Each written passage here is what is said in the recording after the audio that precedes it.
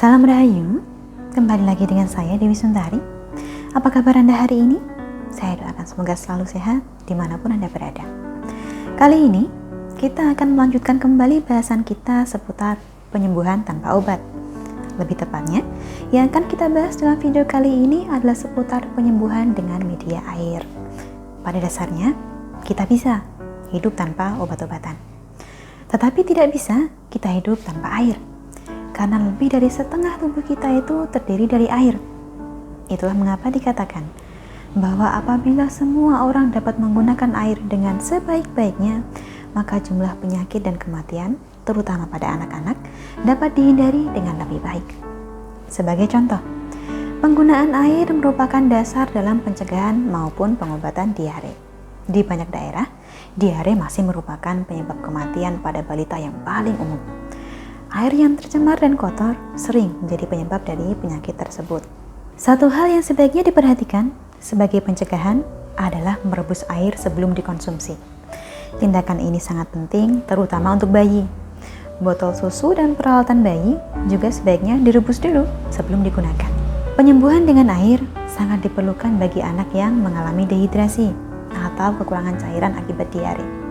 Tetapi air juga bisa membantu menyembuhkan berbagai macam penyakit lainnya. Itulah mengapa minum air dalam jumlah yang cukup dianggap sangat baik untuk kesehatan, asal tidak berlebihan, karena lambung juga harus mampu menerima asupan air tersebut. Contoh penggunaan air dalam pengobatan berbagai penyakit, diantaranya adalah dengan direbus hingga matang, diminum secukupnya, dan jangan lupa cuci tangan. Itu untuk pencegahan dan pengobatan diare, cacingan, serta infeksi saluran usus. Bila diniatkan untuk membantu penyembuhan infeksi kulit, maka lebih sering-seringlah mandi dengan air bersih. Bila ada luka yang dikhawatirkan bakal menyebabkan infeksi, cucilah dengan air dan sabun sebaik-baiknya. Bila panas tinggi, maka bisa mengusapkan air dingin pada tubuh, dan bila demam saja cukup dengan meminum banyak air.